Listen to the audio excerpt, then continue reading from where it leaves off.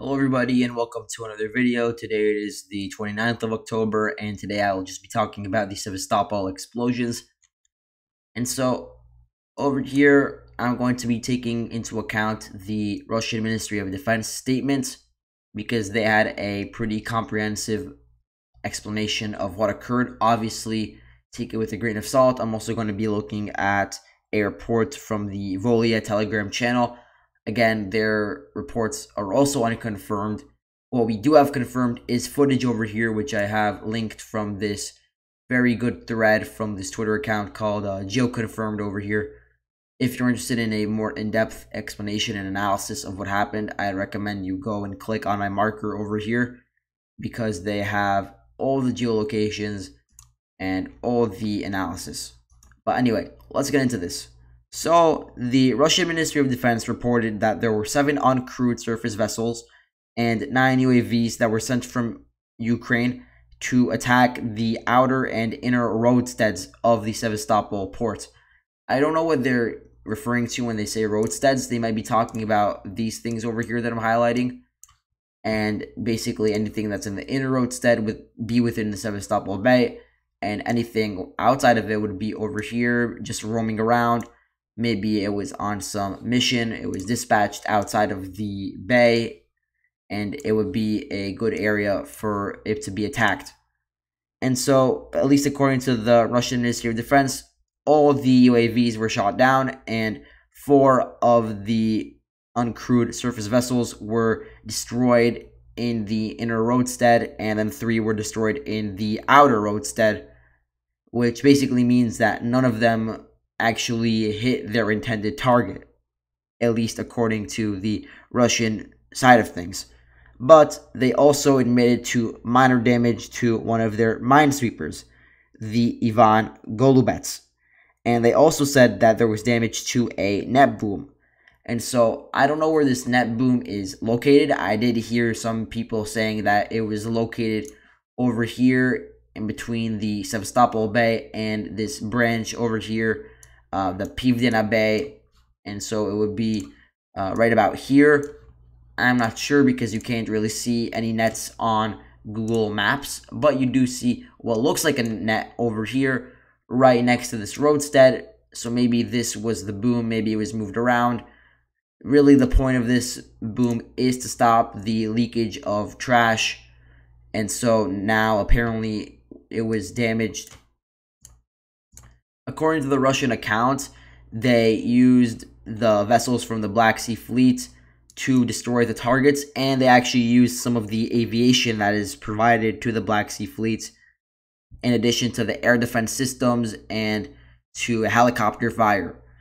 And so the unit that was probably responsible for at least attempting to destroy these aircraft and surface vessels was the 38th Guards Fighter Aviation Regiment, because that is stationed in Sevastopol. And so there was actually a pretty cool map of where all of the Russian units are stationed. It's over here. I'll have it open. So here you can see the Russian military echelons in southern Crimea. You have the connections starting from Simferopol, where you have the headquarters of the 22nd Army Corps. And you also have the 126th Coastal Defense Brigade, which was moved to the Kherson front to fight in Ukraine. You also have the 8th Artillery Regiment, which was stationed in here. And I'm sure you also have some local air defense units. You also have the Saki airfield a bit further north, and the Kacha Air Base and Belbek Air Base, which was also damaged in recent months. And so, in terms of Sevastopol itself, you have some of these maritime special operations units in this area.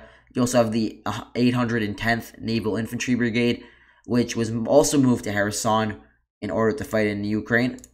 The 388th Maritime Recon Point, and then the most important target is the Sevastopol Naval Base. This website does a very good job of basically listing every single vessel that is docked in this area, and so you can read through this if you'd like.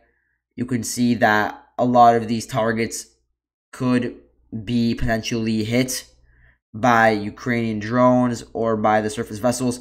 Most of them were left intact. Most of them were really like docked in this area that I'm about to highlight, either in the Pivdena Bay, maybe a bit further to the east, in all of these different harbors and docks that are sort of flowing into this river over here.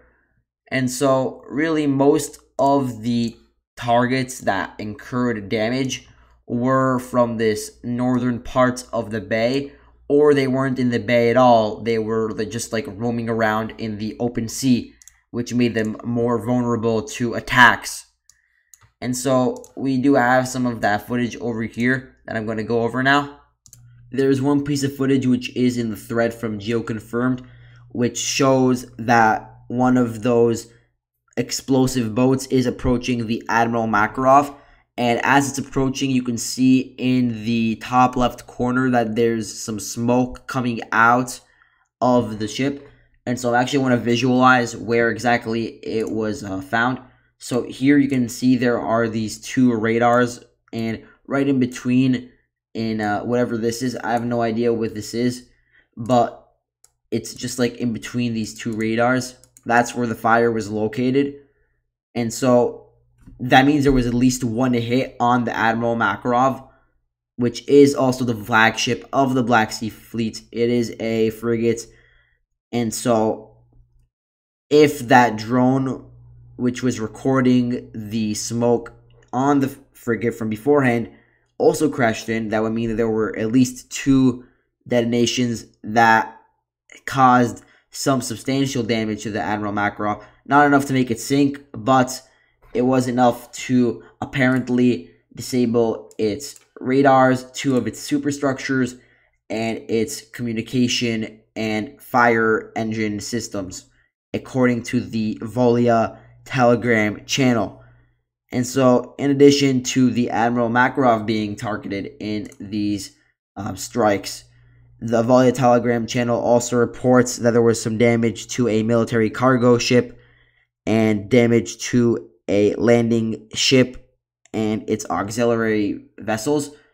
You can see actually in the map of vessels that there is a landing there's a landing ship mentioned over here. You have the Novocherkassk, Azov, Caesar Kunikov, and Yamal. And then here you have some of the cargo and support ships. So some of these might have been damaged. We don't have specifics yet, but it had to be one of these because these are the ones that are docked in the Sevastopol naval base. As you can see, this frigate will probably be repaired in 2 to 3 weeks if all the components necessary are already ready at hand. And so then they will be quickly able to repair whatever damage was incurred and will be back in the war. The Admiral Makarov was used to launch a lot of the missiles that hit central and western Ukraine in recent weeks and helped destroy a lot of their energy infrastructure. And so this is a bit of a loss, but it is only temporary. The worst case scenario is that it takes 2 months for this frigate to be repaired. And in the meantime, there are a bunch of other ships that could be used as platforms, not only for missiles, but also for launching the kamikaze drones into Ukrainian territory. But anyway, there is a lot of interesting reports about American and British involvement in these attacks. And so I actually want to show this course of an RQ-4B Global Hawk drone. This is an American drone which was launched from Sicily and flew over Greece, Bulgaria, and actually stayed in the central Black Sea area over neutral waters for many, many hours. And it was just circling around for this entire time, very close to Sevastopol, probably taking satellite imagery, collecting reconnaissance about the amount of ships that are docked and where are they located. And so all that information was probably provided to Ukraine, and so Ukraine was then able to more successfully launch these attacks. But not only did the Americans get involved in this attack, but at least according to the Russian Ministry of Defense, the British Navy was also involved in the planning and in providing info to the Ukrainians in order to carry out this attack. And so they also accused the British Navy of being behind the explosions at Nord Stream 1 and Nord Stream 2 pipelines, which occurred on September 26th. And so, at least according to the Russian account, the British Navy specialists were located in Ochakiv, which is very close to the front lines, but it is a key base for a lot of the naval operations that Ukraine conducted before the war, and now they're also using it to launch attacks onto the Black Sea. And so you can see there are some ports over here. It is a relatively large town. There's even an airfield a bit further to the north over here. And according to the Russian side, the British worked in tandem with this Ukrainian unit that I have mapped out over here, the 73rd Naval Center for Special Operations, which was actually involved in some probing attacks against Russian forces in recent weeks. But apparently they're also engaging in a lot of these sabotage operations, which does make sense because this is one of the most elite units that Ukraine has. And so it makes sense that they would be working with the British. But the British Ministry of Defense has actually denied these allegations, and they're basically calling them ludicrous. And so as a result of all of these events that occurred in the past 24 hours, the Russians have actually suspended their participation in the grain deal, which was signed, I think it was in the summer, either late July or early August. It was set to expire in like 21 days anyway. And then I don't know if it would have been renewed, but now Russia is refusing to enforce it. And what this means is that Russia couldn't start to attack a lot of these Ukrainian ports again. We did see them pause attacks on Odessa ports, on Zatoka ports, on Izmail. I'm going to highlight all of these towns over here where there are ports. In Izmail, there's a port on the Danube River. There's also one around Zatoka. There's one around Belhorod, Dnistrovsky. There's one around Chornomorsk, just south of Odessa. And then the main one is in Odessa, of course. This is where you're actually having a lot of the civilian vessels that are carrying grain exported to the rest of the world. They're coming in from the port of Odessa, and then they have these like lanes that are just sealed off for civilian purposes. Of course, it is possible that the Ukrainians are using this secretly for military purposes, and this could be part of why Russia is suspending the deal. They want to destroy any capabilities Ukraine has of interacting with the rest of the world, whether that means getting future like aid in the form of economic aid or military aid. They really want to cut off Ukraine's connection to the rest of the world. And the best way to do that in the short term is by getting more power in the Black Sea. And so now they're going to be able to move their ships very close to the Ukrainian coast, basically cut off whatever sort of designated spots were supposed to be for the civilian grain vessels. And then from there, they can launch a lot of these longer range missiles into cities all across Ukraine, just as they've been doing for a while now. Also, there are rumors that the Russians will be using their air defense systems or their air force to shoot down any sort of American drones that are flying over neutral territory in the area of the Black Sea. And so that could potentially lead to some escalation of tensions between the two countries, which is why I said Soviets, very reminiscent of the Cold War. Before I end the video, I want to talk about the type of explosive boat that was used by Ukraine. I actually have a very cool infographic pulled up over here. You can see this is the vessel that was used by Ukraine. You can see actually that the warhead was inside the hull of the boat.